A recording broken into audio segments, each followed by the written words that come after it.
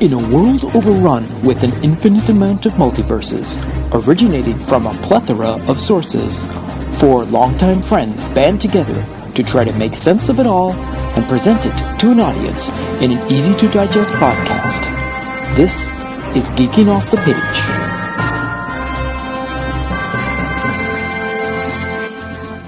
Greetings, geeks. This is Mike Kitchen. You can throw your dog the invisible bone.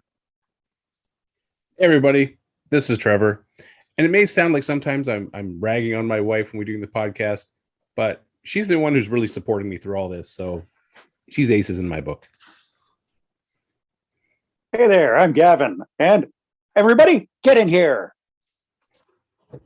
Hi, I'm Troy, and say hi to your mother for me. So this is Geeking Off the Page, a collection of friends that have been at this for quite a while, and we're just using technology now to bring it to the world. We basically sit around and just talk shit about different things that appeal to us in the geekdom of the genre that we follow, like comic books and sci-fi and horror and everything under the sun sort of thing. So this is us back at it again. We're just trying to muddle through life and all that. And here we are going with episode 36 of our podcast. So we're just going to carry on from this point on, and who knows what the future is going to be. But every once in a while, we'll come together, make an actual full episode, and maybe we'll just throw out a couple like little half-hour, 45-minute episodes from here and there along the line. So there you go, folks. So we're going to start off with a little bit of housekeeping, and we're going to be doing finishing off what we have put together about a month ago, and that's one of our projects that we call Defending Your Role. And this particular time around, we had everyone put into votes about the best non-Christmas movie out there, and the ones that you had to choose from were basically it was Batman Returns, Lethal Weapon, Gremlins, and The Ref. And each of your hosts here had to defend their particular randomly picked role of the movie, and we put it out into the ether and had people vote on it. So it has been a while since we got to this, and so the final results come in at a total of 9 votes for between the 4 movies. No, actually, Batman was our biggest one, the first one that we did. So, but this time around, coming in 4th place, which was Lethal Weapon, which was what I defended, and nobody voted for that. So, coming in at technically tied for 2nd would be Batman Returns and The Ref, 2 votes each. And the winner of the non-Christmas Christmas movie with 5 votes in total is Gremlins. That's a strong win. Yeah, that's so that was the final results on that. After, well, the polls themselves were only up for about 3 weeks after the actual thing. It's just been sitting in limbo since then. So, but yeah. So that's the results of that. So we're gonna get back to one of our other previously worked on projects, and it is going to be our top 10 list that we are slowly but surely filtering through, and right now we're up to our number 5 pick. Now it's basically our own personal references of our top 10 movies. We basically bring them to the group, discuss why this is on our list, where it is on our particular lists, and what it means to us, and have a quick little discussion, all that. So this particular week, it's going to be Mr. Michael is going to start off with his number 5. Hey, Mike, what's your number 5? Number 5 on my list. It's a movie we've talked about before, and it's also one that reminds me of what Trevor keeps bringing up. Whereas if you asked me this 20 years ago, probably would have been maybe not even on my top 10, but it just keeps going higher and higher and higher. And the older I get, the more I appreciate it. And the more they try and do remakes, the more I appreciate the original. And that is 1984's Ghostbusters. And I saw this one when I was 9 years old. This is another movie we saw up at the cottage. And as I've said before, I'm not big on the horror films, not big on the zombie films and ghosts and ghouls and all that kind of stuff. But somehow this movie just works. I don't know. Maybe Peter Venkman just makes it okay. But this movie, it's like as time goes on, I keep seeing all the different genius things in it that make it work so well. And the more you learn about the making of the movie, it's almost impossible that it turned out as good as it did, considering there's so much wacky stuff in it. The story that Dan Aykroyd made, it's interesting how it's supposed to be a bunch of like weird interdimensional futuristic ghost, what was it, ghost slammers, is that what they would call them? But then they had to pull it back. It's like, whoa, this movie's way too crazy, let's bring it back down to reality. It's interesting how his family has experience with ghosts, and he basically grew up in a haunted house, and his great grandfather was a spiritualist or a psychic investigator. They conducted seances, and even when he was on the Joe Rogan Experience podcast, he's talking about all those experiences. But you can tell by the movie that a lot of the substance of the story connected to him, even to the invisible man in the bed. Like he said, he actually had an experience where there was a ghost in the bed and he could feel the presence. So that's interesting. Other weird things about this movie that just ended up being weird with casting, how like Michael Keaton was originally considered for Peter Venkman. Like that would have been weird. Like, but he probably could pull it off. He could play similar characters. But the fact Bill Murray got in there, that's pretty awesome. Eddie Murphy was supposed to be Winston, and I can just see how that would have changed the dynamic. If Eddie Murphy popped up halfway through the film and stole the show, that would have been a different movie. But with Ernie Hudson playing the role, I really like him in it because he's the everyman. He's the blue collar worker that comes in, he just wants a job. Next thing you know, he's hunting ghosts. John Candy at one point was supposed to be Louis Tully, and I could not picture John Candy in that role. But the fact that John Candy wanted to take it in a different direction, didn't really understand the character, so he turned it down. Rick Moranis got it, and we got one of the most iconic characters of that movie. So like all these just weird things in the making of it, you know, you can see what a different movie it could have been, but it pulled itself together into the movie that it ended up being. Another interesting thing is it had to be short or shot in a very short period of time. I guess they made a promise to the studio that they could have it done in a year for $30 million. They didn't know how they were going to pull it off, but they just did. So the whole movie, they're just shooting by the seat of their pants. All the goofy stuff that shouldn't have worked, like the Stay Puft Marshmallow Man. Like if you're going to make a ghost movie, but your big bad is a giant marshmallow, again, doesn't make sense. Slimer, that's an interesting character because he was basically based on John Belushi. So the idea is Dan Aykroyd wanted John Belushi to be part of the movie back when he started writing it, but then he passed away. So the inspiration for Slimer, they used John Belushi.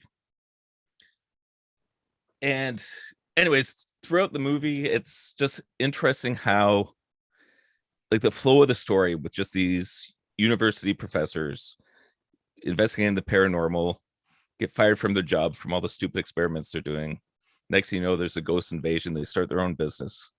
And then when it's a full-on ghost invasion, they have to hire help. And then things go absolutely epic once Gozer shows up. So the flow of the story is interesting.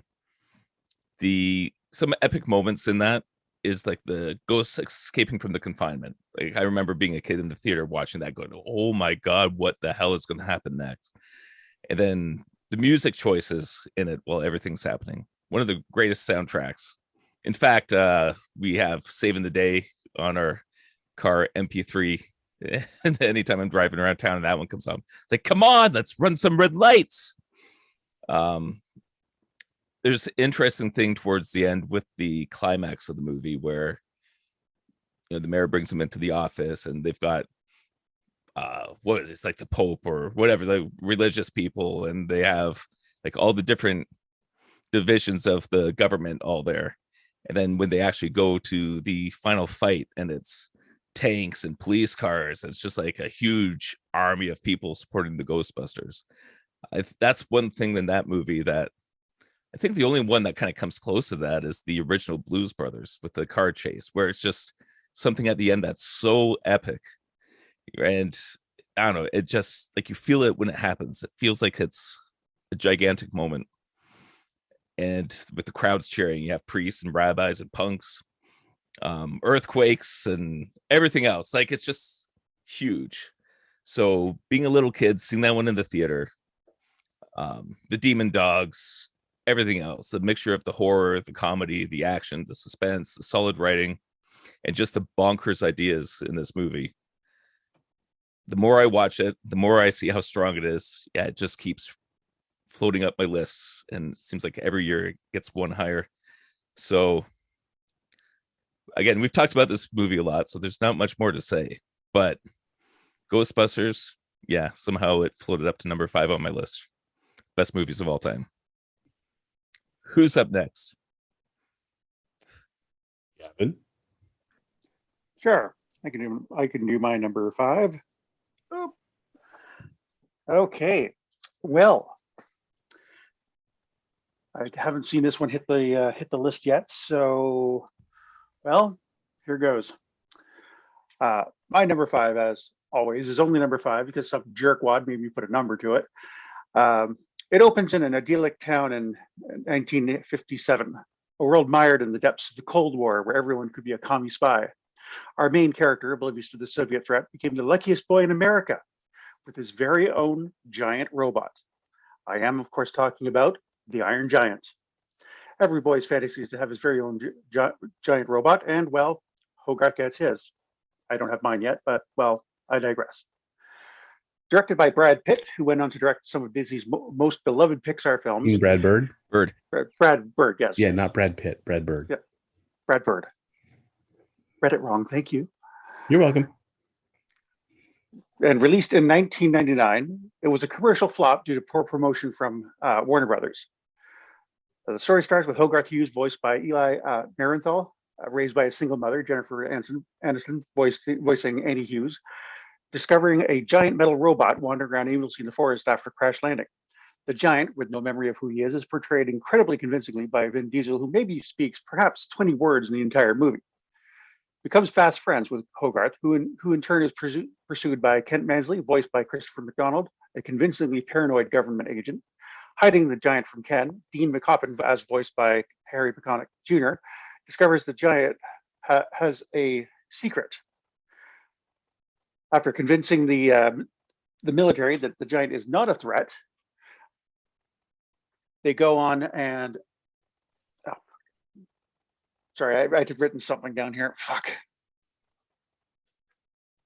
Just wing it, Gav. We're doing it live. Come on, we like to wing. Yeah, I don't. I like to write things down here. Anyway, so Dean McCoppin discovers the robot's hiding a secret.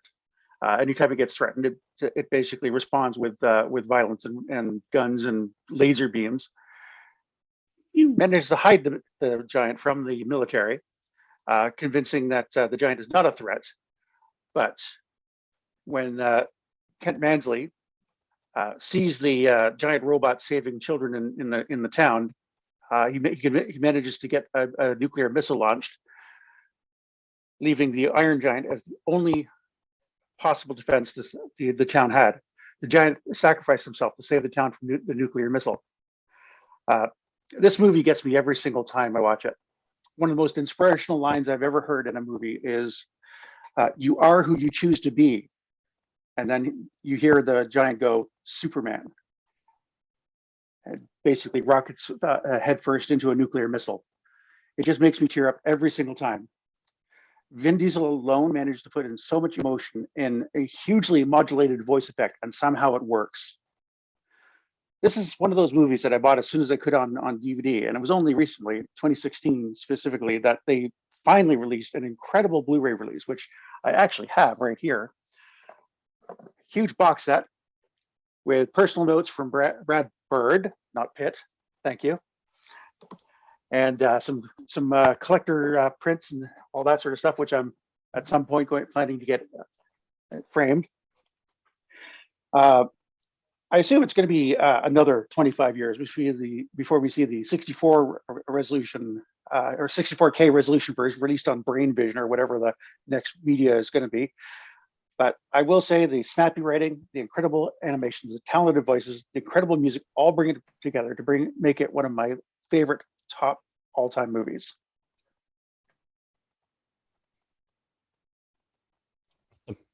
Did you end up getting the statue of it?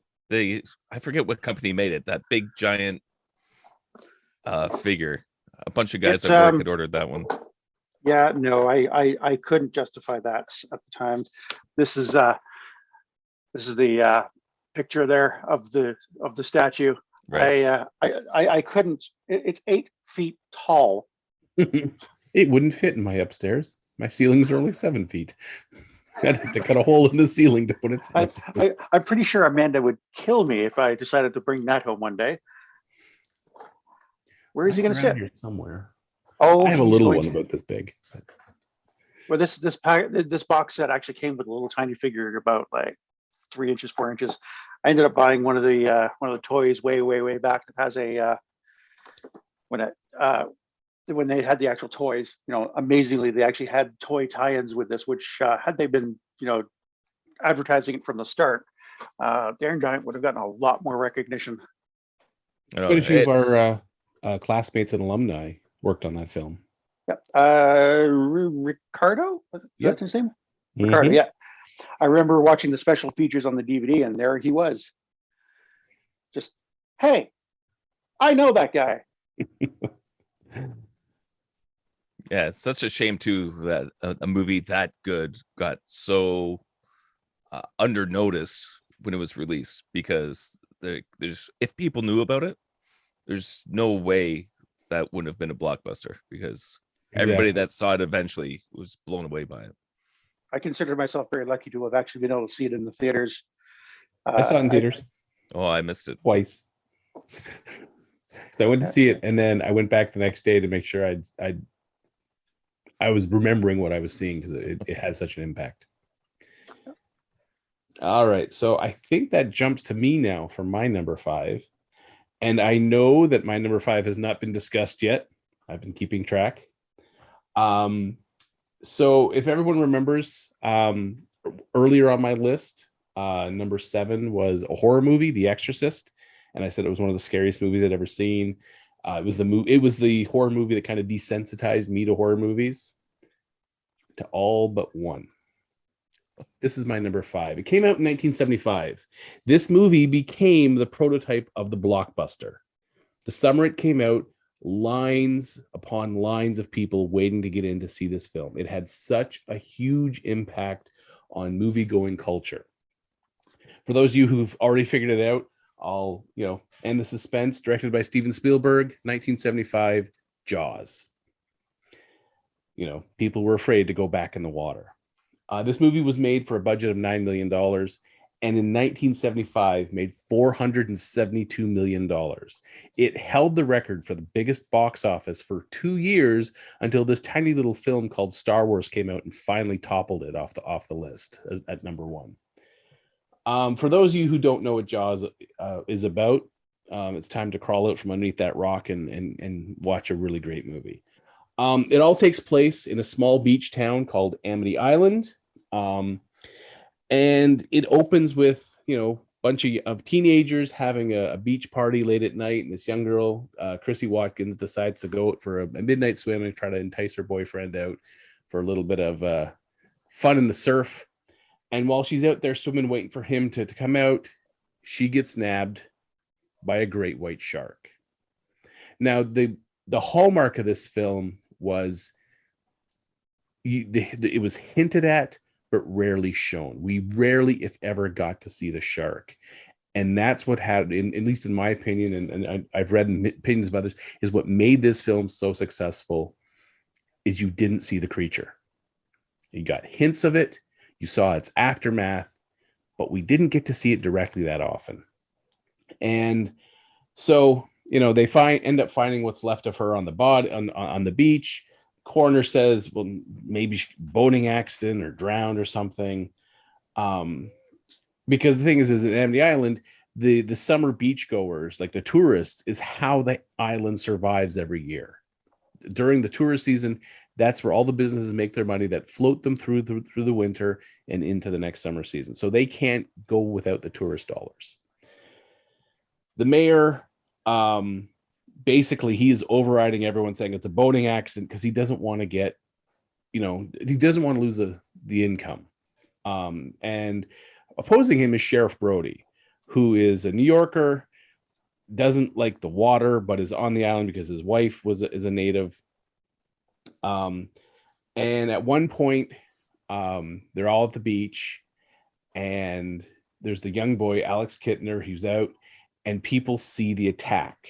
And we only see like a bit of like the rolling over of a fin. And there's this great tracking shot where they zoom in on Roy Schneider's face, at the same time pulling back, like opening up the focus. So it feels like the background just rushes away from him as we zoom in on his face.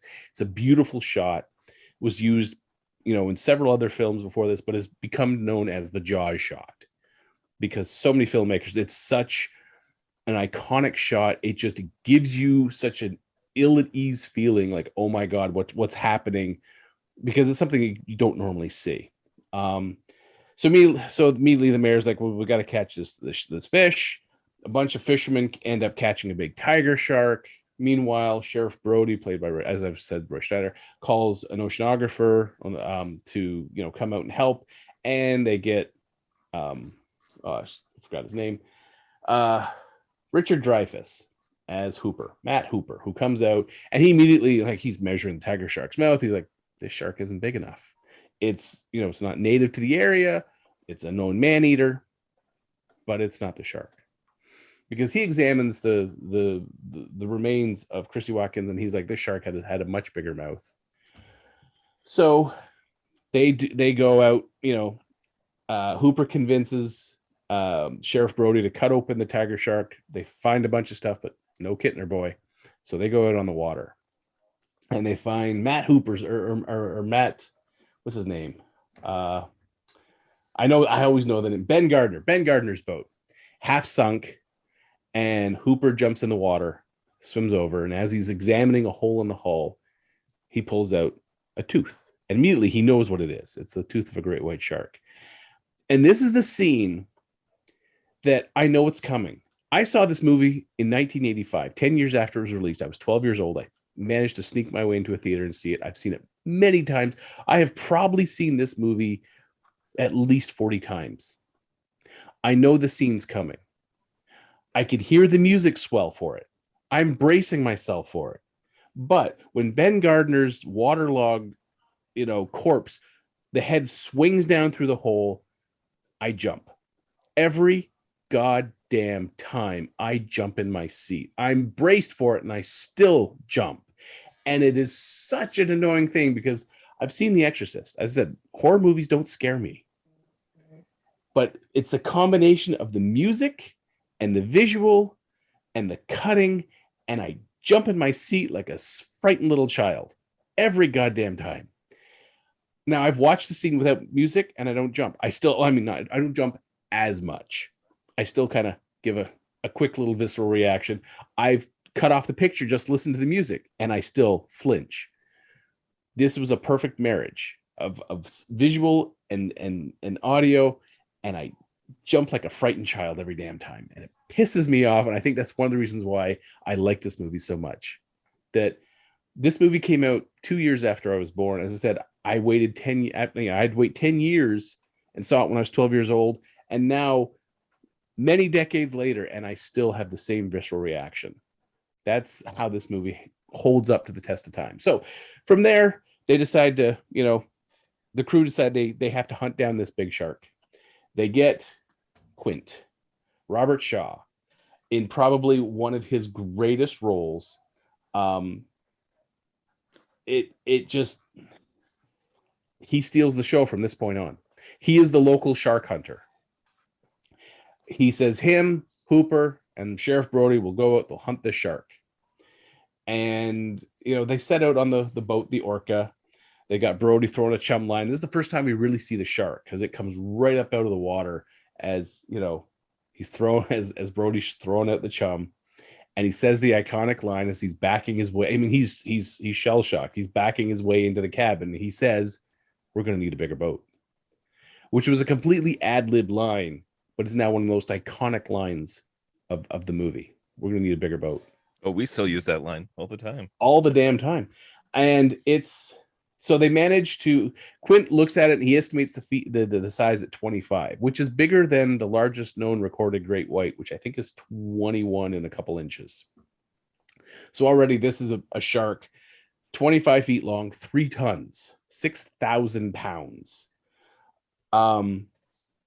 So they managed to harpoon the shark with a flotation barrel and immediately just dives and takes the barrel underneath. So at nightfall, they obviously can't hunt the shark at night, but they're on the water. Quint and Hooper start exchanging stories. And Robert Shaw, this is where he gives the performance of his life. There's this whole sequence, this whole speech he gives about his experience.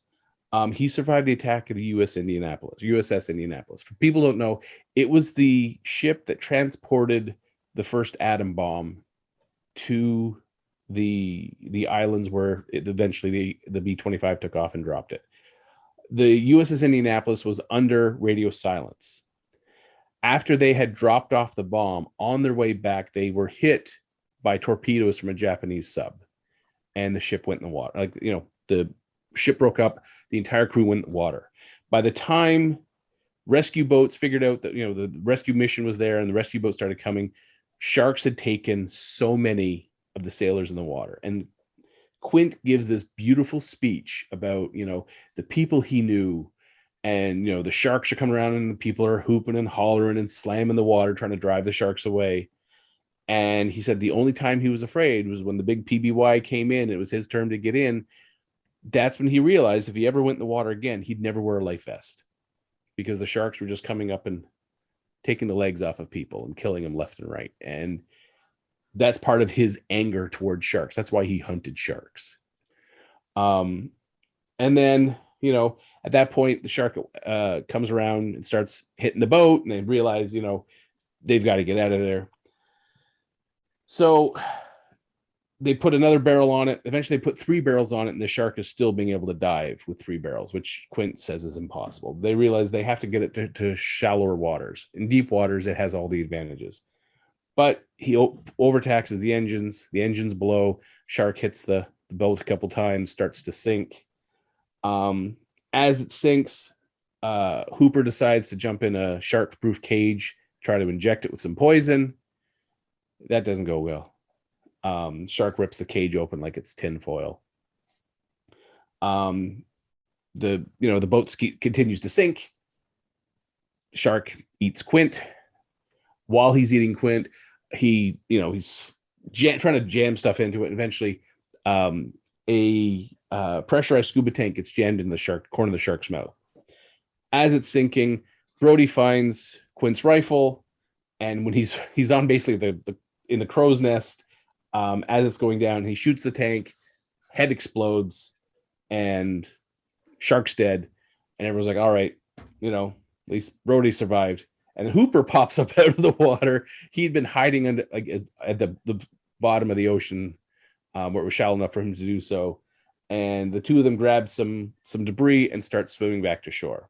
And a cool thing is, if you watch the credits, the very end of the credits, you see the two of them reach the shore. So they made it safe. Because that was always a question, like, wouldn't another shark attack them along the way? Nope, they made it.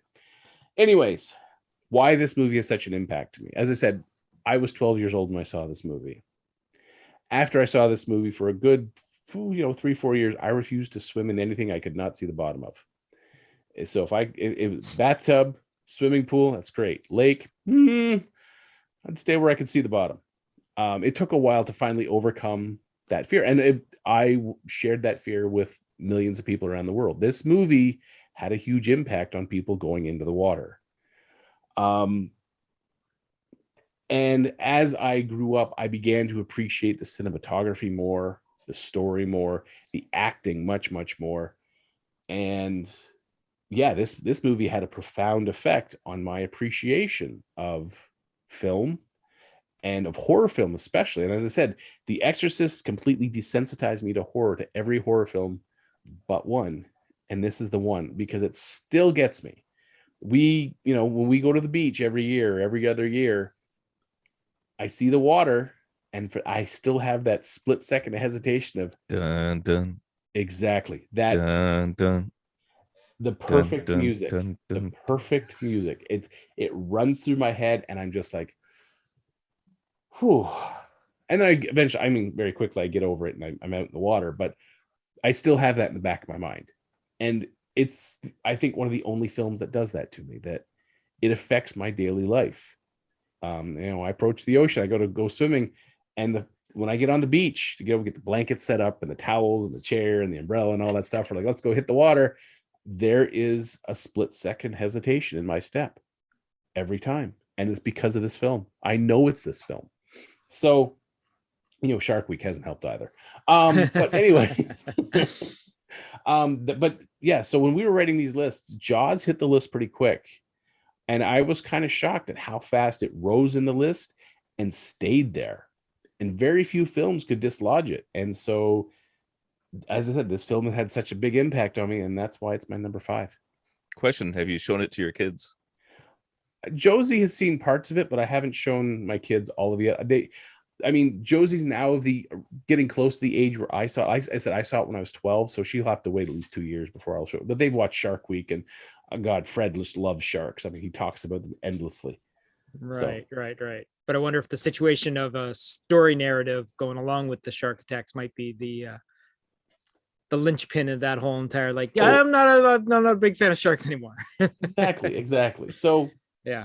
My daughter's one of her favorite movies was Soul Surfer, the story of Bethany Hamilton, Mm-hmm. who got her arm bitten off. Yeah. So she grew up with that one with Bethany Hamilton as one of her heroes. So they were watching shark attack movies since they were little girls. But a couple years back, I was like, you guys have to see Jaws.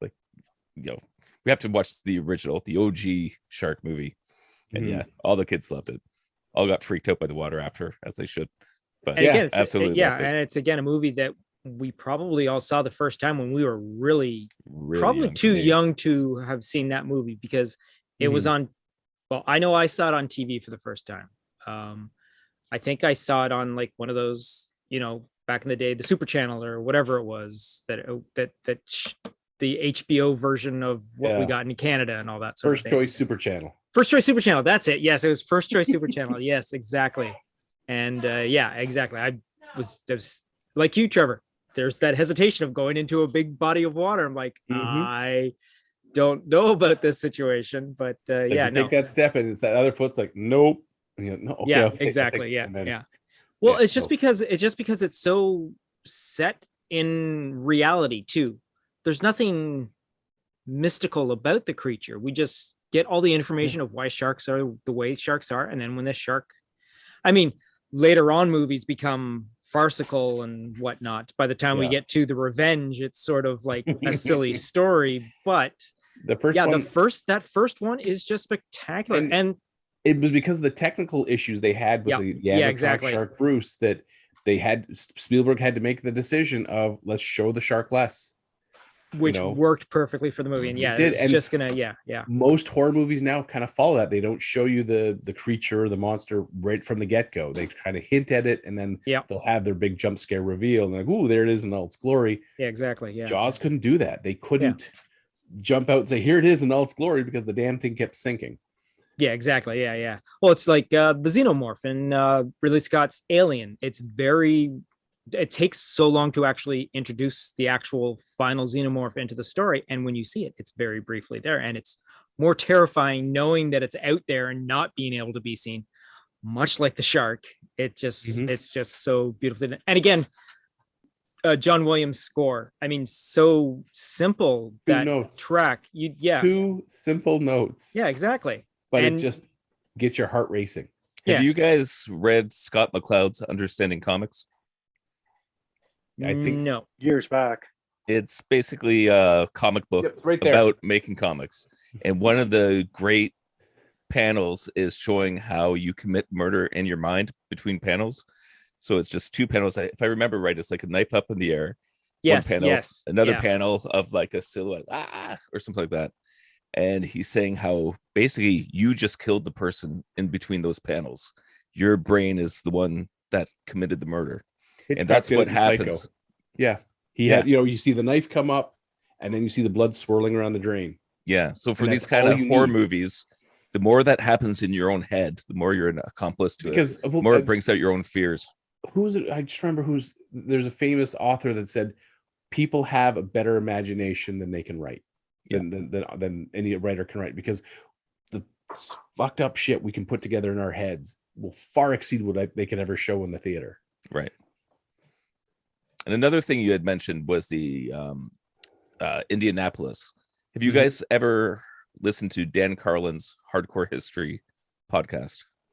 I don't know if I've heard that, but I don't think so. I've watched a couple of documentaries about the Indianapolis, and okay, Dan Carlin does these history podcasts. Some of them are can be 3 to 5 hours long, but he has a little mini episode of the Nightmares of the Indianapolis. So anybody who's interested in that story, go ahead and listen to Dan Carlin's Hardcore History Addendum, episode 5, Nightmares of the Indianapolis. But the way he tells the story is absolutely terrifying. So if you like things like shark attacks, listen to that one. For anyone, just the quick thing. So 890 people went into the water, 316 were pulled out. So they faced exposure, dehydration, saltwater poisoning, but the official record is of the 890 that went in and the 316 that came out, the rest, sharks got most of them. And the way Robert Shaw describes that, it's a terrifying way to go. And again, the delivery of those, I mean, the amount of the classic actors that they involve in this movie too, just brings such gravitas to the actual movie itself. It makes it more of a realistic feel to it. And that's why the terror seems so realistic and why we don't want to step into the water anymore. All right. So apparently, Robert Shaw was drunk about 99% of the time. Yeah. And apparently, yeah.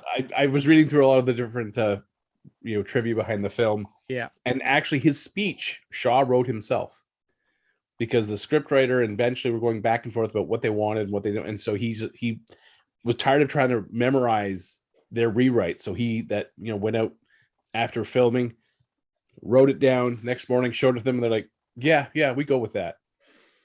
Yeah. And the emotion he puts in his voice is just for sure. Yeah. amazing. All right, Troy, what's your number 5? All right, my number 5 basically coincides with the number 1 song of the time that the movie was released. It's Phil Collins' Sususudio. It basically is a movie that we've already talked about, and I'm pretty sure is on everyone's top 10 somewhere and all that sort of thing. The movie was released the July 3rd, 1985. I personally was 14 at the time. And this is probably the first early in the movie watching period where it was probably one of the first movies that I saw without my parents. Originally, my parents we did later on see the actual movie with my parents and all that, but I and a couple of friends on the Saturday that the movie came out went to see this movie. It basically 116 minutes long, had a budget of $19 million, and to date, it has pulled in $388.8 million. It became the biggest box office draw of the year of 1985. We're talking about Back to the Future, directed by Robert Zemeckis, and of course starring Michael J. Fox, Christopher Lloyd, Leah Thompson, Kristen Glover, and so forth and so on. This is, it's a classic. Not only is it a classic sci-fi film, it is the resurgence of the time travel sci-fi movie. It's comedic. It's beautifully acted. It's beautifully shot. There's no denying that it looks so good.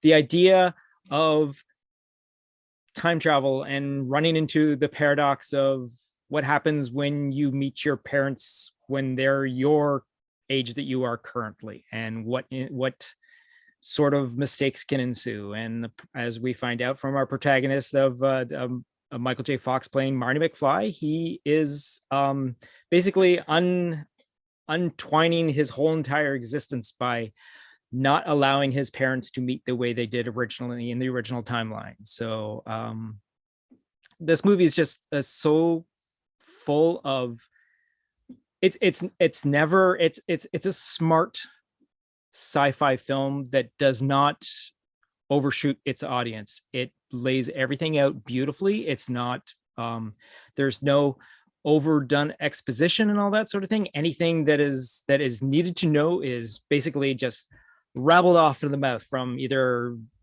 Christopher Lloyd in either the present day of like 1985 or the back in the 1955 version of Doc Brown and all that. So it's just a fun movie. And like I said, it was impactful because it was like one of the first movies that I saw on my own, under my own volition to go see it and all that. I was a fan of Michael J. Fox because our family was big fans of Family Ties. We knew of Christopher Lloyd because of Taxi. I mean, the Doc Brown looked just like an older version of Jim Ignatowski, so it was a perfect thing. Leah Thompson we'd seen in other things and all that, and it was just a fun movie and all that. It impacted me in my life to a point where I do a lot of cosplay as Marty McFly. I have a couple of the Marty McFly costumes and all that. I have the original, the life jacket outfit. I have the Something Inconspicuous from Back to the Future 2, which is basically just the leather jacket and the black chucks and whatnot. So it's a nice, simple friggin' Ray-Ban sunglasses and all that. It's a great, simple costume and all that. But yeah, it was just an impactful movie, which also hit at a time when that movie wasn't expected to be. Now we know all the story of how like Bob Gale and Robert Zemeckis had like shipped it around to like 20 different studios before this thing got made. It went through so many different iterations. We know about the casting and all that. We know how they wanted to get Michael J. Fox for the role to begin with, but they ended up ending up with why am I blanking on his name all of a sudden? I should have said it Eric as soon as I started. Thank you, Eric Stoltz. He started with Eric Stoltz. They realized their mistake. They then begged for reshoots and then had to work Michael J. Fox into a program where he was like shooting Monday through Friday on Family Ties and then worked on Back to the Future on the weekends and like slept in between. Sorry, what? And evenings. And evenings, yeah, exactly. There was not a lot of night shoots, especially to get caught up for losing 3 weeks of footage and all that. But lo and behold, all the problems that the movie went through to get made came out to this spectacular thing that wowed the world. I mean, it exploded from day one. I mean, it made household names of everyone that was involved. I mean, even those that didn't know who Leah Thompson was knew who Leah Thompson was now. Anyone who was unaware of Christopher Lloyd now knew who Christopher Lloyd was. I mean, the word gigawatts being put into the lexicon. I mean, it doesn't mean anything, but it does now. It's 1.21 gigawatts flux capacitor. Exactly. Yeah. All these. It's like a parsec. It's like a parsec. Exactly. A flux capacitor, like a parsec. Again, it spawned sequels. It spawned an animated TV series. It spawned video games. It spawned comic books. It spawned a Universal ride, and it actually even spawned a musical that opened up in England in 2020, which we reported on one of our previous episodes as well, briefly and all that. But yeah, so I mean, it is such a great, impactful film that, again, like the people involved with it, like Robert Zemeckis, fantastic, know all of his work. Spielberg also bringing it to the forefront, being a champion of this movie. because it's an Amblin production and all that. So, I mean, there was no doubt that this was going to be a good movie.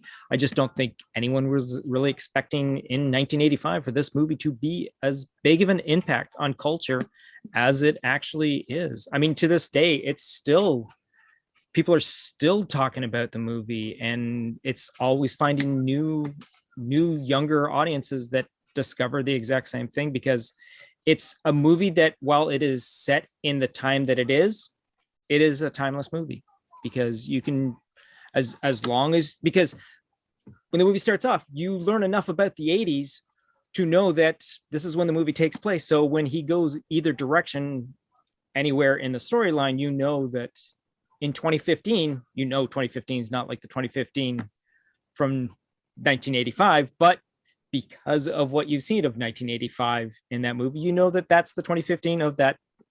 So yeah, flying car. Exactly. We don't get the flying cars. No, we don't have our hoverboards. We don't have self-drying jackets. Yeah. Auto lace sneakers. Self-drying. Exactly. Well, technically they have been making strides in the auto lace feature sort of thing recently, but I'd rather they put strides into the flying cars. Yeah, exactly. Yeah. But so because of the impact it had on my life, that's why it's number 5. And again, it's like Trevor said, there are certain movies that when they hit in there, they stick, and it's kind of hard to dislodge them and all that. And I believe everyone else in their list are going to agree that number 4, 3, 2, and 1 are going to be hard to shift around. You might have a little bit of wiggle room on 1 or 2 of those, but yeah, these movies are probably going to be hard set. And no matter what list you make, no matter when they are in the future, more than likely, unless something blows you out of the water sort of thing in the next thing that comes out, like, maybe the 5th Matrix is the movie that would be able to do it. I don't think so, Tim. Yeah. Oh. But so that's my number 5, Back to the Future. Back to the Future is one of these ones where I'm always excited anytime they do a reunion. Like, was it Jimmy Kimmel had the thing where they come back on stage and or doing their bits, or anytime there's a commercial with them? I'm always so excited to see those actors reprise those roles, especially because of the whole time travel aspect of it. Yeah. Because of course they do the fake makeup in the original movies, but to see them at the current age now reprising the roles gets me excited every single time, like more than just about any other reunion between cast members of a film. This is one that gets me every time. One of the things I really like the most about the Back to the Future stuff is the fact that they're not like the Shrek movies, for example, set in sort of a fantasy world, but like they're throwing 90s pop references at everything. You could watch it now, but it's like, oh yeah, that was big in the 90s. No, okay. But like when you're watching something like Back to the Future, the 1985 time period works because it's essentially now a period piece. Yeah. Like anytime you see something, you're watching like a movie from the 1920s, you're seeing something from like, whatever. As long as they're keeping that suspension of belief that you are in that time period, it's gonna be one of those classic movies. It's gonna stick around. It doesn't matter. Like it was like watching Warner Brothers cartoons. The jokes are classic. They're not dating it's they're referring to old stuff, but I mean, it's not trying to be like hip and cool. It's simply referring to that time period. Yeah.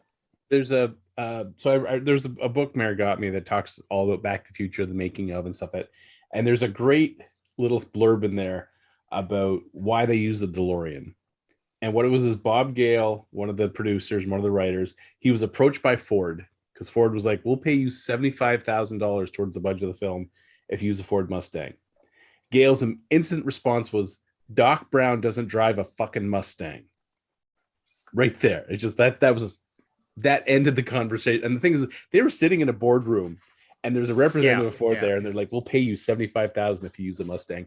And Bob Gale just stood up and said, Doc Brown doesn't drive a fucking Mustang, and he left the meeting. And everyone else kind of like looking at each other like, oh, okay, let's finish the meet. Let's end the meeting because we have nothing else to talk about. And I mean, the DeLorean, such an iconic vehicle now. Mm-hmm. And it was chosen because, I mean, DeLoreans came out in the early 80s, 80, 81. By 85, the company was dead. There weren't many of those vehicles out. They were able to get their hands on a couple of them, and it is since, you show someone a DeLorean, they instantly, Back to the Future. Yeah. And again, yeah, it's such an iconic thing that we got from this movie. And Bob Gale is such a stand-up for this whole entire thing. Like, I love the fact that there's somewhere written out there that no one is allowed to touch being a remake of Back to the Future until both him and Robert Zemeckis have passed on. And even then, it's probably going to be a really tough thing to do. Yeah, it'll be quite the fight to try and, because I mean, if any other movie, like, really, because any other, from that point on, time travel movies play with the Back to the Future. I mean, look at our other series that we enjoyed, the Marvel movies. How they basically said falsities in the Back to the Future. That's not how time travel actually works and all that. Mm-hmm. And I mean, and the fact that it's Scott Lang is the one. What you mean? Back to the Future is not real, sort of thing. It's like, it's just it's so part of the culture. And again, it's 35 years on. I mean, we're just like 30. What are we at? 30. We're coming up on 40 years soon, right? That's so 85. Yeah. So in 2025, it'll be 40 years. Yeah, exactly. And it's just as watchable way back in 85 as it is now. And my kids love it. Absolutely love it. Yeah. So again, just one more thing about it. Two more things about it. But at a fan expo a couple of years ago, there was a reunion where it was Michael J. Fox and Christopher Lloyd and Leah Thompson and Tom, who plays Biff. Oh no, why am I blanking on his name? Tom Wilson. It is Wilson. Okay. Yeah. They all came together and did photo op, and it was like a stupid amount of money to be in a picture with all four of them and all that. But me and two other buddies, we split the cost and we got dressed up in our Back to the Future costumes, and we had a picture of the four actors and us there and whatnot. And I've actually gone through the process one time of editing Back to Future into a linear movie, starting all the way back in 1885 and editing up to 2015. I had a picture of me in the DeLorean. Yeah. We have a video somewhere of Adrian and I actually in the DeLorean. We're actually dressed up. She's dressed up as Doc Brown and I'm dressed up as Marty McFly. So yeah. I was sitting in basically the hero car. Oh, the hero car. Ooh. Green used hero car. Ooh. Yeah. Yeah. But it's honestly, it's a real trip to sit in that car, because it is a little bit different than what you think like it's going to be inside. Yeah, definitely. Yeah. All right, so moving on, we're going to go on to one of the other things we're going to be talking about, and we're going to be talking about the Disney Plus offering of Book of Boba Fett. Now, we have actually talked about Spy Kids 4, yes. We have actually talked about episode 1 a couple of episodes ago, but we haven't been together as a group to be able to go over the episode 2 and episode 3. But we're going to do that now. And so as we are right now, as we're going to cover both episodes together, instead of doing them individually, we might as well just talk at what we know from the first 3 episodes. We'll just do it that way. We'll just encompass what we've seen so far and all that. So who out there is actually enjoying this series so far? I mean, I'm just going to automatically say I totally am, because again, I am a huge Star Wars fan. I am a Boba Fett fan. I love the main character, the main cast that they've got and all that. I love the extras that they're showing us. But what do you guys got to say and all that? I'll say that I was blown away by the first 2 episodes. And I'm starting to get a little bit of cold feet after episode 3. I think they kind of jumped the shark. In fact, I wish the scooter kids were driving down Tatooine and there was literally a rubber shark that they were jumping over.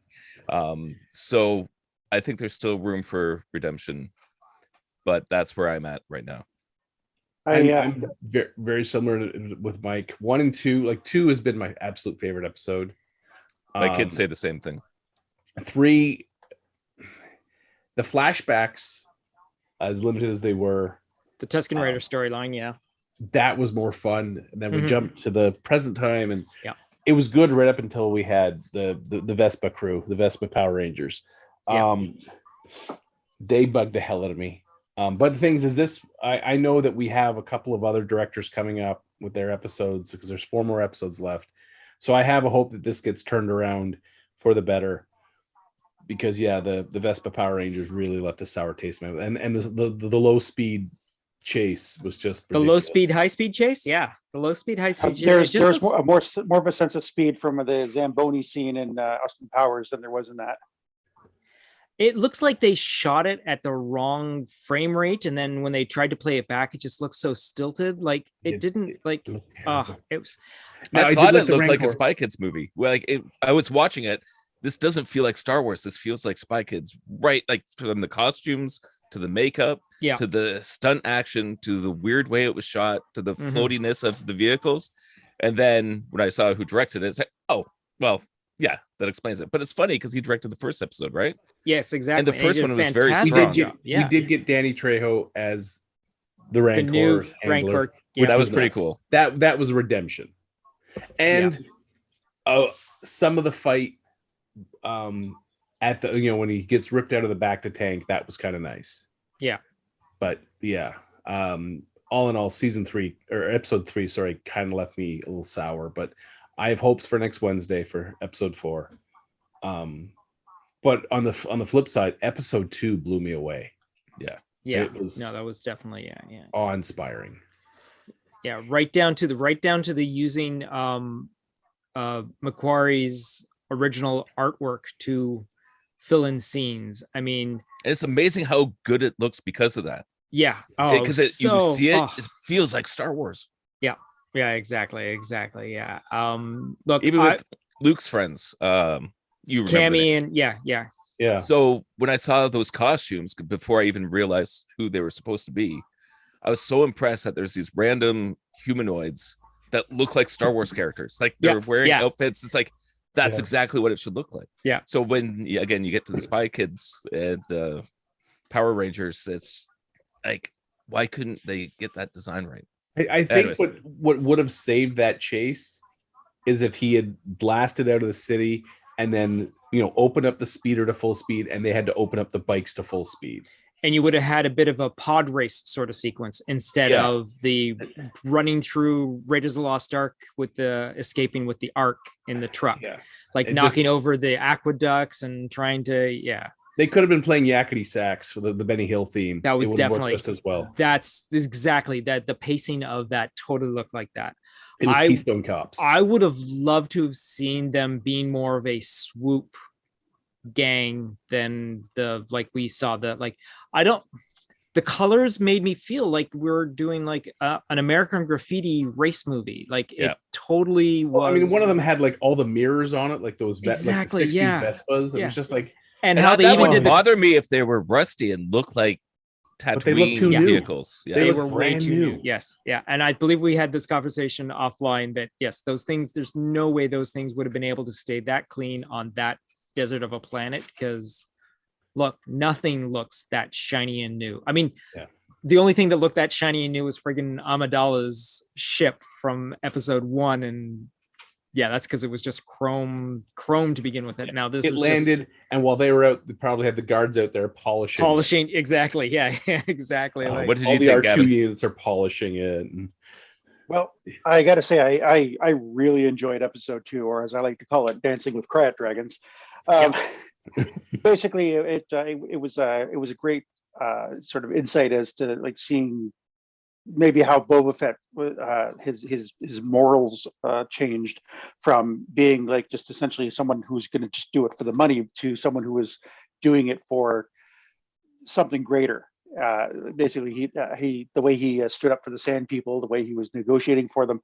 I think that's kind of leading into why he's the daimyo position that Jabba had before. And he's leading through respect, not fear. And I do think Bib Fortuna had something to do with it, which will tie into why he assassinated him. I loved it, like when the twins came, with the procession, and even with the hover platform, the slaves are still like, oh, they're so heavy. One of them's thinking, don't we have hover technology somewhere? Now, honestly, the problem I had with that sequence is it really showed how they can't do CG huts. No. What I think is, with a planet that bright, I know they're non-canon anymore, but like the Nalshada, like the hut world is dark. Yeah. So there should have been a big canopy over them, putting them in shadows. That would have made it work. But having them out in the bright sunlight, and then like he's having the mouse and he's wiping himself, and the female twins, they should have a canopy over that. So totally, they're in comfort in the shade. Yeah. And those poor bastards. But mind you, did you guys know who Black Chrysanthemum was? I did. When he showed up? Yes. Like the actual character. Yes. Yeah, the actual character. Yeah. Which basically, as soon as he steps around the corner, I'm like, oh my God, that's right off the page of the comic. Like, that was so beautiful done. And the fact that there's even that scar in his scalp, which is fantastic. However, well, you guys remember me from the Star Wars role-playing days when I played the Wookiees? Yep. Oh yeah. Yeah. I was absolutely like beside myself when I saw him step out. And while yes, I think we've talked exactly what pretty much the weaknesses of episode 3, I still love the part where he basically let Black Chrysanthemum go. And that's going to come back, and all of a sudden, like, for sure, yeah, Boba Fett's got his very own personal Wookiee now. No, you know what I wanted to see in that moment, because he's down in the Rancor pit. So if Chrysanthemum was the new Rancor, that would have been awesome. Like Chewbacca in Solo. Yeah, he's just down there. So anytime someone goes down there, this dude just rips them apart. Their arms off. It's like, if he comes out eventually, fine. But how cool would it be to see the Wookiee ripping arms off in the Rancor pit? Now, what they could have done with that whole entire fight sequence, when the gang, the mod squad or the Vespa squad and all that are fighting him as well, he could have totally torn off one of their arms. Yeah, he could have totally torn one of their arms. Yes, exactly. Either he could have torn off an actual cybernetic arm, or he could have torn off a real arm, and then later on you see that character getting an actual cybernetic arm. That would have been brilliant. That I wasn't really impressed, especially the main guy with the eyeball. That looks so Halloween, like the first season the Star Trek Next Generation just didn't look that good. Yeah, the prosthetics on all of them was just kind of like, The only one that actually looked good was the girl, because her elbow is a rope, like it's a green sleeve. Yeah. It's the elbow is a droid elbow, but the rest is flesh, like below it and above it is. It looks kind of neat because it squeezes down to the point where but still, even then, it felt very cyberpunk to me. Yeah. And again, cyberpunk is a different aesthetic than the Star Wars. Exactly. Yeah, for sure. It was boring if they shot that sharper image, basically. Yeah, yes, exactly. I think there was a big misstep in episode 3 that I'm hoping they either glance over or just keep on trucking and make it better with episode 4. Because I watched 3 with Meredith, because now she's watching it too. And it was I was just like, oh God, and the second she pulled up in that little blue Vespa with all the side mirrors. Yeah, when they were that V formation, when they were going up, and like, oh please no. Like, I was just like, oh, that works for X-wing fighters, not for Vespas. No, yeah. No. Yeah, all we needed was some real bounty hunters. Like, there's no reason for these kids to be in this. No, it should honestly, it should have been the crew. It should have been the Rogues Gallery. It should have been exactly. Yeah. Do we think we're going to see any of those characters? Do we know, like, because we got a total of 7 episodes, so we're not quite at the halfway mark. Next week is our halfway part. What do you guys think? It would be foolish if they didn't. They're playing the casting list so close to the vest. They don't update it until Wednesday morning, when the episode's released anyway, that they update. Oh, here's some other co-stars, and here's some additional people. Yeah, exactly. They're playing it so close, so you won't know who's coming up. I pray to God we get an aged Dengar, or one of the original bounty hunting crew from from Empire. But And I keep hearing that we're supposed to have a big Luke Skywalker moment in this. Like, what's that going to be? Do you guys know what it actually might be? Did you guys read any of the rumors of what it might be? I heard something about Han Solo at some point. Yeah, that's basically what it is. It looks like we're going to get a de-aged, like they did with Luke Skywalker and all that. And of course, you're probably going to have Mark Hamill do the voice of Han Solo because he can do a fantastic Harrison Ford imitation, all that. And you might get it. It'll probably just be a brief little thing because it's something that happens after Return of the Jedi, and Han then has his whole entire life. Like 30 years later, we catch up. Why would he mention about meeting up with Boba Fett afterwards, sort of thing, and all that? So there is a good chance that that's what we're going to have. And if they do that, I hope it's a story point that can cover it. Like, it makes sense because Luke Skywalker made perfect sense. Han Solo showing up, like, why? He could be looking for the Millennium Falcon at this point. You know, because that whole thing is they searched all those different planets. I mean, they talked about it in the. I see what you're saying. Oh, right. Yes. Okay. Yeah. Him and Chewie are looking for the Falcon. Yeah. Because after the Battle of Endor, you know, they lost it and they don't know where it is, and so it wasn't until the Force Awakens they finally found it on, you know, Jakku. So. Yeah. It was nice seeing. It was nice seeing Stephen Root. That's for sure, as the watermonger. I believe is Lortha Peel. And it took me a second to realize who he was and all that, and sort of thing like, why does that voice sound familiar? And but it was nice to see him as the. And I mean, Amy Sedaris again was nice. Yes, it was. Yes. It was a very droids and all that. Yeah. It was Lincoln, you missed moment, but it ties right back into the Mandalorian. Yeah. So well, it's the same place, which is Do you guys recognize who 8D8 its voice is? It's one of the guys Berry. from What We Do in the Shadows. What We Do in the Shadows, the IT crowd. IT crowd. Yes, exactly. Disenchantment. Yeah. No, I mean, again, what they're doing for the look, the feel of it is kind of cool. It just unfortunately has like we said, we're not a big Vespa fan, I guess, from this situation. It just seems to be messed up. Way too shiny and too clean. Yeah. I do like the fact that these characters seem to be ex-Imperials because they have the British accent, because as we know in the Star Wars universe, all the Imperial officers have British accents. So these are obviously descendants of former Imperial officers is what I'm going to go with because of the British accent. But but again, the flashback stuff is so far the best, like my favorite part of this. The more we see of the Tuscans is great. The massacre we knew was coming sooner or later. I like that we didn't see the warrior princess among the dead. We saw the leader, we saw the little boy. Yeah, but we didn't see we didn't see the one who trained him. Do you think they're going to do a full Paul Atreides? I mean, I'm fine if they rip off Dune.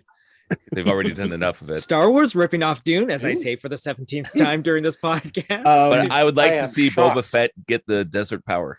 Like, that's what I want to see happen with the Tusken Raiders. I want Boba Fett to have the Tusken army. They kind of said that's how he gets power.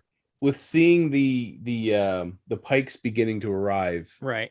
I could see him going to the desert, finding the warrior princess, and then through her getting the rest of the Tusken tribes to basically be his muscle for taking down the Pikes. Yeah, exactly. With the camp getting destroyed, that's where I was wondering if they're going to take it a different route. If there were some survivors and they band together with the rest of them and now he has an army, that'd be really cool. But I hope they don't just drop that story element. True. Starting off episode 3, the Bomar Monk. Yes. That was a great start to the episode. Also, and again, Phil Tippett animated, and it looked stop motion. Yeah, and a buddy of mine actually built the model. So goddamn beautifully. Yeah. Nice. Yeah, the nice little stutter that it had, sort of thing. I'm like, oh my god, it was so good. Even the fact the brain was kind of moving, and it was just like I watched it like that is 100% little fluid physics magic. There. Yeah. And we got the return of the Gort, the desert little eating burping thing. Yes, desert toad that eats the desert toad. Yeah, that was also a nice. I mean, it's nice that they're giving us these callbacks. They're giving us like, hey, here you go. Here's some more stuff that you guys are gonna like, and then That's we'll when it throw works the- best. Yeah, It does. exactly. Yeah, and then unfortunately it's the Vespa crowd. It's just we just can't get past that. I hope that. I mean, I know we're gonna be stuck with these characters for the duration of the show, or they wouldn't have made such a big deal Well, of my the hope is characters that being introduced. The Tuscan warrior princess shows up on one of the speeder bikes Mm-hmm. and looks at their Vespas, and I hope even just a head shake, just like just something Yeah. like that would be like, yes, you're fucking Vespas. Yeah. Get on a real speeder bike. All right. So moving on from that, I believe we're all done with Boba Fett. I think we've got it. Yeah. Well, I mean, we're still looking forward to the series because there's so much more that we could do, and they always throw us a curveball that we don't expect. I mean, I didn't know we were going to get the gift that was offered to Boba Fett that was offered to him and all that, and the fact Still, that he it was. rather had a Wookiee. But no, I didn't even think of the Wookiee. The Wookiee is a great idea. But that would have been a fantastic idea. But What is interesting if he's going to be riding a Rancor around. Yes, then that'll give that vibes to exactly. the Star Wars Holiday Special. And as soon as they mentioned the Sisters of Dothmar, I'm like, yes, hands in the air. I love this story. So, I mean, there was enough in episode 3 that made me like, I mean, the Mighty Morphin Power Rangers was my problem with this episode. If they had been dirty swoop bikes, I would have the cybernetics dirty would have been costumes. fine. Dirtier Yeah. costumes. They look like they just like stepped out of an H&M. I mean, Yep. I don't And know. I don't know how that got through the decision board. Like, how did somebody get the okay on that? I can only think that it's going to have some sort of later on why these guys are so clean, why these guys are so in a desert planet where water is scarce. Why are they all so shiny and all that? I mean, they were even complaining how it was so hard to get water on this planet. That was part of their storyline for being introduced. Like, who the hell's washing your clothes? Yeah. Like, there's a reason why everyone is wearing browns and like beiges on this planet, because if it gets a little dirty, it's fine. No. I mean, don't get me wrong. I love that the watermonger was the staple guy from Office Space. Yeah, exactly. it. Yeah, Stephen Root. Yeah, My exactly. water. Yeah. My Yes, water. They took my water. They took my water. stapler. They took my water. Burn this place down. They took my stapler. Yeah. I don't want the 500 credit. I want my stapler. Excuse me. I believe that's my water. I mean, it is, the storyline is a little like role play sort of thing. Like, go to this person to find out your next task, to go to this next person, go to your next Yep. to find out your next task, and all that. Very sort much of thing. doing a lot of like the find and fetch tasks. Yeah, And, like, exactly. How many times has Fett walked back and forth from his I palace know. to the Oh town? my god. I do. Another thing, I love how he said, "Hey, put the Gamorrean in my back to tank and all that." And then I didn't even think about it. I'm like, oh yeah, wait. Boba Fett probably had his own room at Jabba's. If he worked with Jabba enough, that's probably is actually Boba Fett's room that he's staying in. Hence the reason why there's the Boba Fett sized tank. All right, so moving on from that, we're going to move on to the other offering that we were given by HBO Max, and that is the DC series that was conceived, written, directed, produced by James Gunn, and that is Peacemaker. How fucking happy are you guys that this series is out there? I've I been mean- saying this all along since we've seen the trailers. Yeah. Peacemaker is the hero that the world needs right now. Yeah. This is a spectacular. Now, again, it's on HBO Max, and you have to have a subscription to be able to watch this and all that. But do yourself a favor and fantastically, HBO dropped the first 3 episodes in one day. It's going to, from there on, it's going to be weekly, but the first 3 episodes were dropped all in one, and it was a spectacular introduction to basically title sequence. expand on the world that the we were title introduced to. sequence alone Oh, grabs you by yeah. the ears and drags you into the series. It is Yeah. one of the best You- openings to a TV show ever of all time. Greatest ever. Kicking and screaming, you are going to enjoy this at gunpoint. Exactly. There is no way that you can't enjoy it. I mean, unless you're easily offended, then why the hell are you watching Yeah, why are you watching this? a series from the, I mean, if you were offended by the Suicide Squad, there's no reason that you're going to be enjoying this series and all that. Yeah, you would This be basically watching. takes the Suicide Squad and ups the volume to 13 and just screams in your face for the whole entire. And the nice thing is they're full episodes. They're like 48 to 53 minutes. Oh, they're like fully packed, and they are fully packed. There is there is no lull in this at all. And that's, again, James Gunn's doing. It's the way that he writes, it's the way that he directs. I mean, he is so good. He's such an amazing creator of characters that everyone comes to life within the first couple of seconds of meeting them, and it is just a vision and a pleasure to watch this series.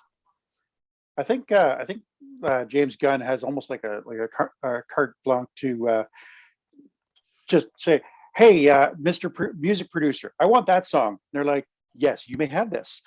Like every song he picks fits absolutely like perfect. Sometimes I almost think it's overdone. It's almost becoming cliche that he puts these just random pop songs or historic songs and crams them into sequences. But every time I think, oh, is this going to be another one? But then it fits. It's like, oh, this is kind of good. Yeah, exactly. Yeah, you're all, and sometimes you're thinking, oh, what's he now going to put in? And let's get some like regular music and all that, which actually this is very well orchestrated. The non-needle dropping music is beautifully done, and it makes like the actual, and they're, again, it's so beautifully written. The suspenseful moments are very suspenseful. Like the assassination in the third episode. Yes, sorry. I haven't got quite there yet. That's why I just basically there's there's going to be an assassination. It does infer that. Yeah, exactly. So. Yeah. Okay. I mean, but there's no needle drop music in it. It's all very well orchestrated, and it's so well built on tension and all that, and the mixture of the comedy in that moment, the comedy of it, but the intensity and the character development, exactly, like the things that are happening in that sequence. It's genius, because considering it's something so dark. Okay, let's back up to Peacemaker getting his ass handed to him. That fight sequence is so okay. First of all, I like the fact that in the closing credits, they actually list separately John Cena's stunt double and all that, because he went through a crap load of shit in that fight sequence. And I love the fact that James Gunn's got it edited to a point where it like pops from like stuntman to John Cena doing like, and then like the stuntman falls down with his head turned away from the camera sort of thing. And then the camera pops to a close up of John Cena as he turns around from the exact same position and all that sort of thing. Dude, to have your body look as friggin' similar to John Cena's as it is, and not really, I mean, you could obviously tell the guy going through the wall is not John Cena. I mean, John Cena would probably want to do that stunt, but there's no way they're going to be able to afford the insurance on John Cena going through a wall. So they have to get a stuntman, and that's his job. A guy in his whitey tighties being thrown through a wall. And it's just such a pleasure to see, because not only is it a well done stunt, it's so well shot, and it allows for character moments to happen too. And it's a freaking fight. The lead up to the fight is even a moment where friggin' Cena is singing into a vibrator, some 80s hair metal music and all that. And all the knife attacks that happen in it, because you're expecting a big superhero fight, but the amount of times he gets stabbed, you're like, oh, ow, and you feel it. And again, you've seen so many of these types of movies and so many of these types of fights. I felt more in this one. It just seems so brutal. And so, it captivated me. So for one of the first big fights of the series, I was sold on it right away. And that finisher, that fight too, the Sonic Blast. Yeah. It's like, oh, that's just gonna like knock her down and throw her away. Oh no, she was flayed. Oh God. But how it affected everything around it too. All the cars were thrown all over the place. I'm like, that is a Sonic boom. Yeah. Yeah. Now, backing that up, meeting Peacemaker's dad. Yes. Yeah. And then when he goes to the door and Oh. types in the code, The and closet. the dimensional closet, which is holds his workroom. That is Is- fantastic. I love that. I love the fact that his father makes his armor and all that. That is just And Was different anything like helmets- that in the Peacemaker comics? Because I had read Peacemaker in Checkmate, but I had never seen anything like that. So I don't know I if don't this remember is seeing any a of James that. Gunn invention or if this is canon somewhere. I don't know, but it was awesome. I like the fact that different helmets have different powers, and the fact that in the post-credit scenes, there's like, this one gives you scabies. Why would you want scabies? Why would you Toughen you up? every man needs to have scabies at least once. It's just like, what? And then we find out more about the dad Mm-hmm.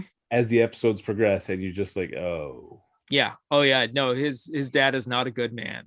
And again, it's another part of the story is Peacemaker has to deal with the fact that he has a different, like, people have a different perspective of him than he has of himself, sort of thing.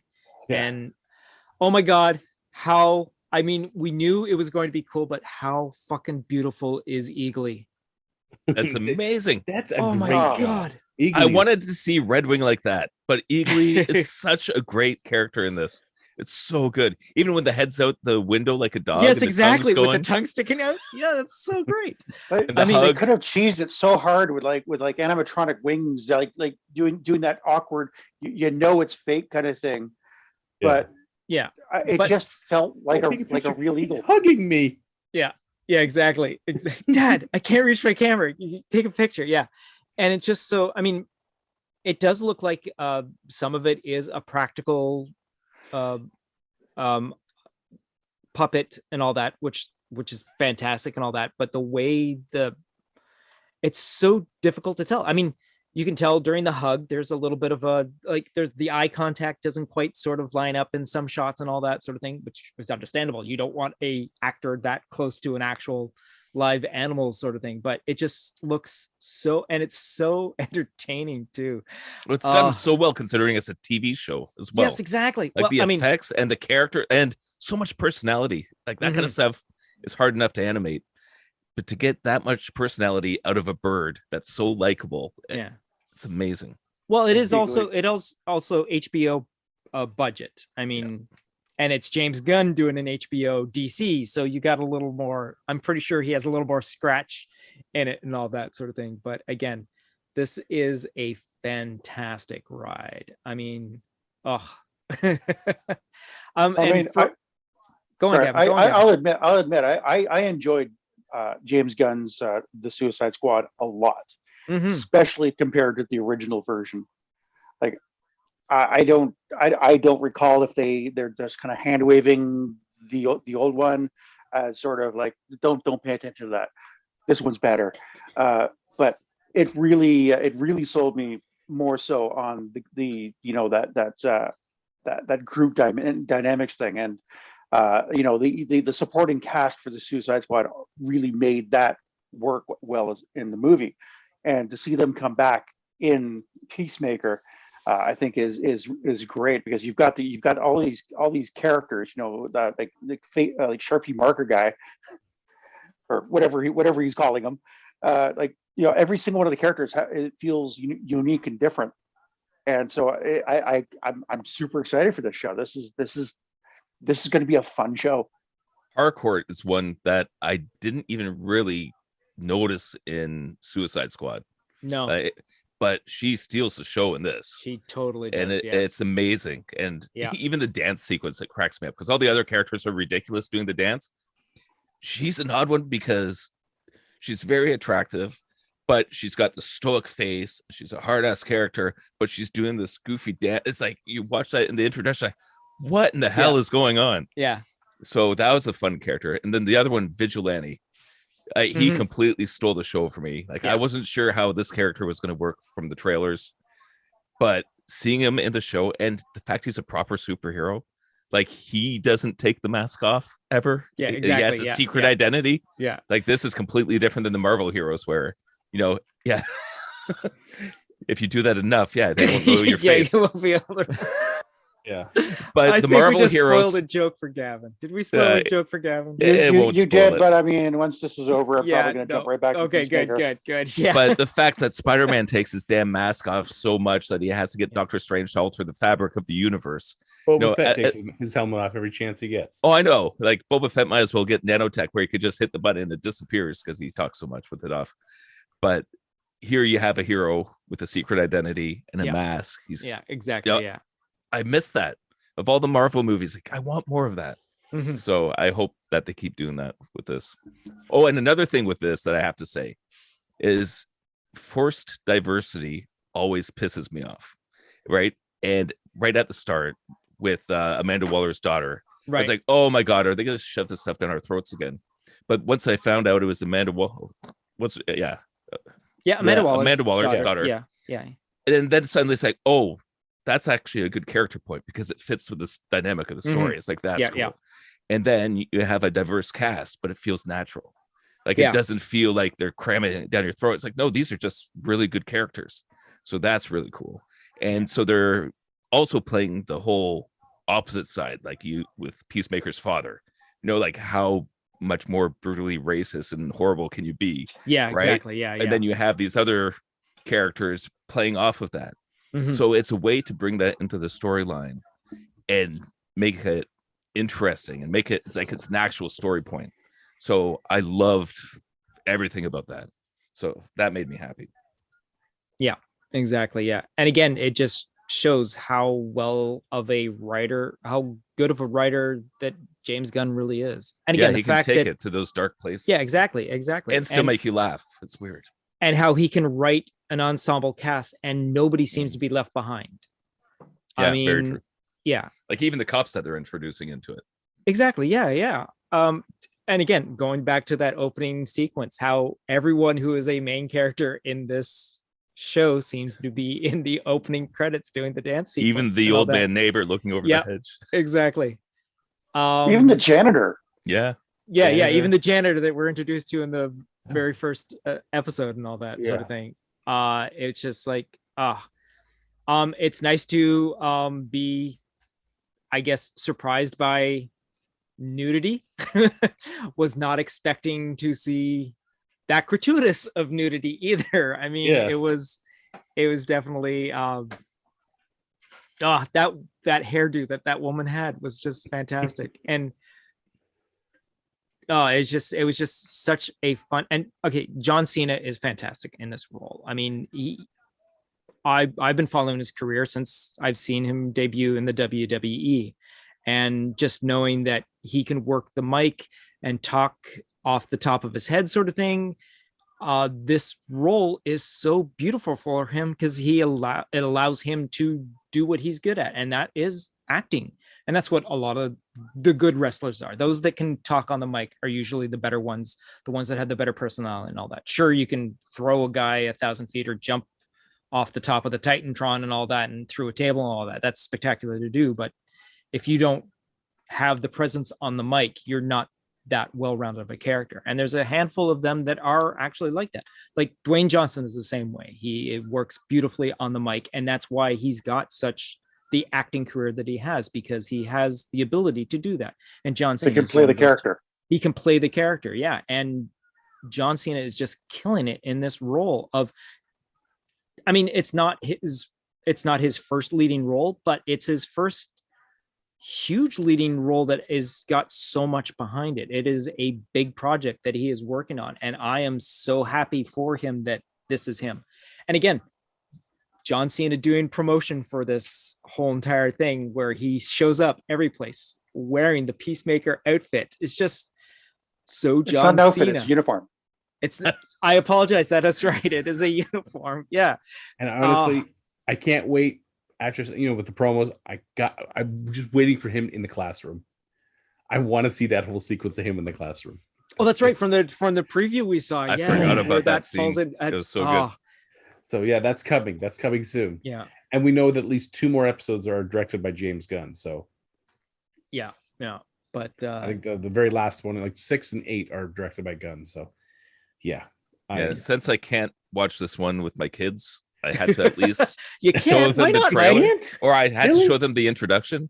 So I said, "Hey, kids, yeah, you can't watch this show, but watch this intro." And immediately my boys were like, "Wait a second, that's John Cena," because they're big Nice. fans. So Nice. yeah, they're like, "What the heck is this, Dad?" Because they're all dancing around. It's like, it's hilarious, though, right? So Like, can't watch it, kids. That dance sequence has gotten Adrian convinced to watch the show as well, and it's. Are we going to talk about the tidy whities? Are we going to talk about that, or are we just going to glance over that? Just whole accept it and move forward. Who's wearing tidy whities? Yeah, we're just gonna glance over. But again, the makeup for the show is fantastic. It's just it's a delight to see. What is this? A pizza? No, I think that's someone's face. I mean, just yeah. So every Thursday. So we're gonna have the Book of Boba Fett on Wednesday. Yep. Peacemaker on Thursday. On Thursday, exactly. Yeah. So all right. So I think we're gonna wrap it up there, kids, because this has been fun. We're gonna call it an evening at this point as we were wrapping up this particular show. So I want to thank everyone for joining us for our return to this procedure. Again, there's no guarantee when we're going to get to be able to do this. This was just something that I think we all needed to do because it's been a little while, and life's been pretty hard, and this is always fun to do because it's great gathering with friends to be able to talk shit about stuff that we really care about. No, talk about stuff that we care shit. No, the shitty stuff that we care. Anyways, we have fun doing this. All right. So hopefully we'll come back soon and do something like this. We might drop some smaller little things. Maybe we'll do just an episode about Book of Boba Fett episode 4 or Peacemaker episode 4. Or, hey, now they're going to be at the same time. So hopefully next time we see you, next same bat time, same Spider channel, and on the count of 3. It's gonna be a tough one. It's been a while, guys. Collective goodbye. 1, 2, 3. Collective goodbye.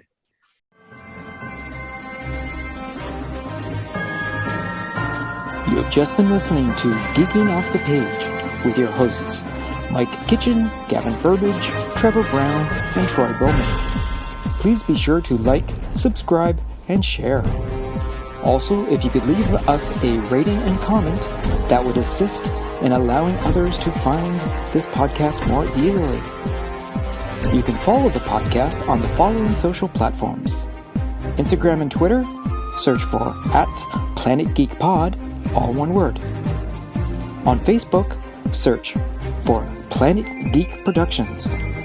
Or you can send us an email to planetgeekpod@gmail.com.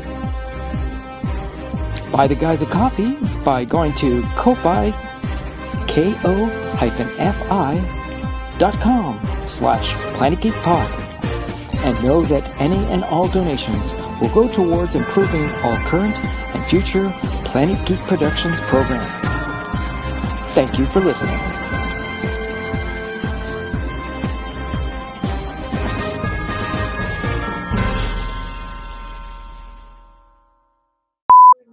Yes, Grogu was in my shot. And we got a little bit of a Genie over my shoulder, and right next to him is a little bit of a Groot, and we got Sven right down there. Sven's sort of Poa. like peeking out. Poe is like right in the corner. Yes, exactly. There's Pua. I love when Troy podcasts from the baby crib. Exactly. Yeah. All right. On the count of 3. It's gonna be a tough one. It's been a while, guys. Collective goodbye. 1, 2, 3. Collective goodbye. Goodbye. Yeah, okay. You were a little off there, Gav. Time zone. Yeah, it's the time zone. Yes, There's lag. there's a little lag. 3 hours difference between here. What and is Kev Vancouver. throttling the internet for you? Kind of choking it. It's all that cold out east there. Aquaman's a superhero. As long as he's not like blowing fish. Yeah, exactly. Yeah. Here to go. Oh, the fact they mentioned Batmite. Batmite. That's right. Batmite was mentioning it. Yeah, that's right. I forgot about that. That was, yeah. And again, you know what? With friggin' Peacemaker's dad being the architect of his armor, you know what? If it's probably somewhere in there, that's definitely James Gunn has pulled that out of some sort of reference somewhere. I don't care if he's pulled out his ass. It's all working. Yeah, out no, it's great. fantastic. Yeah. Anyways, Yeah. the podcast is over. Why are you Yes, people it still is. listening? I don't know. Go Yeah. home. Go home. Go. Oh wait, they are home, or they're in their cars. The show's Don't over. crash.